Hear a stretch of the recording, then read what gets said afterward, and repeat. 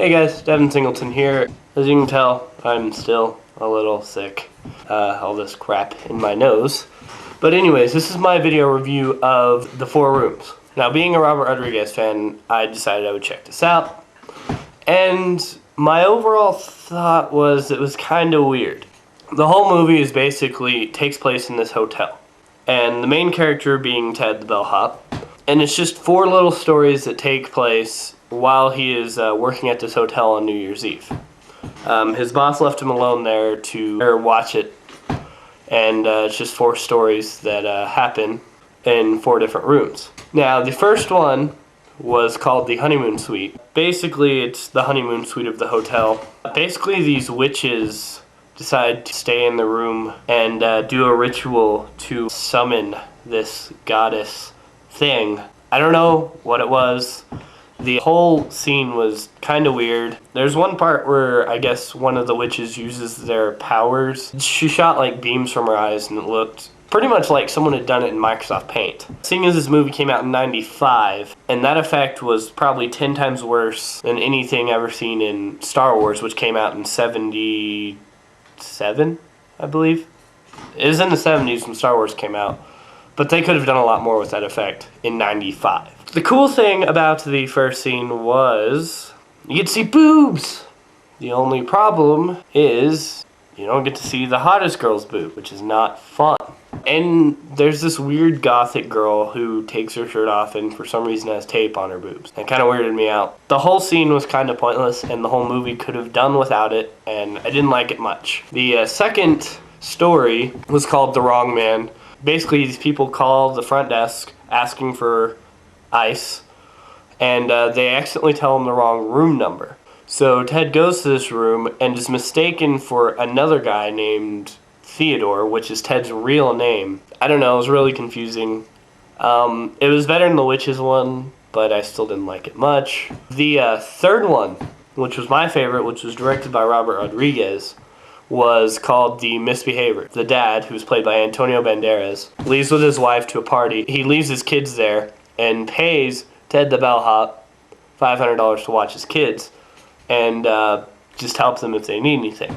Now, this one was really cool. There's a clear difference between the first two stories and this one. Like, there was an obvious difference between the way it was shot, the dialogue, the editing, and you could just tell the movie all over just got better all of a sudden when you got here. A bunch of cool little things I noticed was what's playing on the TV is actually Robert Rodriguez's short film Bedhead, which I have seen. It comes along with a special edition I have of El Mariachi and Desperado combined, which actually has Bedhead in the special features.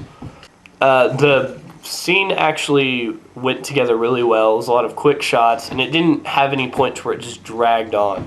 And it kept me entertained for the whole 30 minutes or so that it played. The last scene, which was directed by Quentin Tarantino, is called The Man from Hollywood.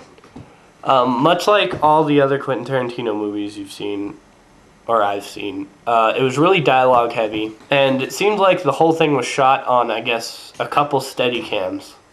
It was like there was another person in the room, from their point of view, which was really cool. The whole story behind it is basically Quentin Tarantino stars in it himself as a director from Hollywood.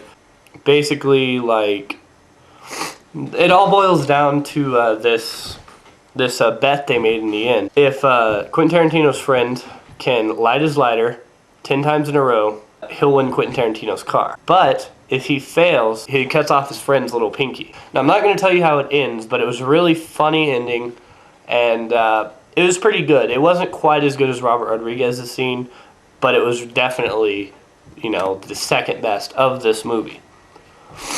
Alright, my overall rating. I'm going to rate each single movie. The Honeymoon Suite, I gave 2 out of 5 stars.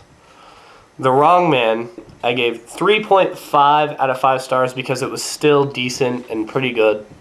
I just didn't get it very well. That's probably just me. Maybe I'm retarded. The third one, The Misbehaviors, I definitely gave 5 out of 5 stars because it was amazing and it was hilarious. The last one, The Man from Hollywood, I gave 5 out of 5 stars. It wasn't my favorite, but it was my second favorite, and it was still really good, and I love Quentin Tarantino. The overall rating for this whole movie, I gave 3.5 stars out of 5. The only good part of this movie was the second half, which isn't a movie. That's basically an hour of watching something. And I think the whole movie should be able to stand on its own, but it really didn't in this situation. It was a really good concept, and I think that if they would have had 2 different directors for the first 2 scenes, then they would have had a better movie.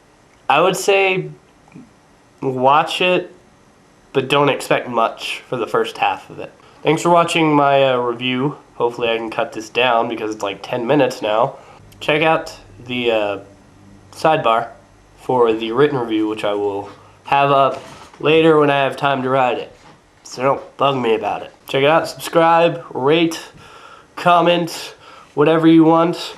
Tonight I will be going to see the midnight release of The Crazies. I watched the original one earlier, and I'm going to compare the two because I have to do that for a project in my intro to film class. But I'm also going to do a video review of that and tell you how it is. That's pretty much it. See ya.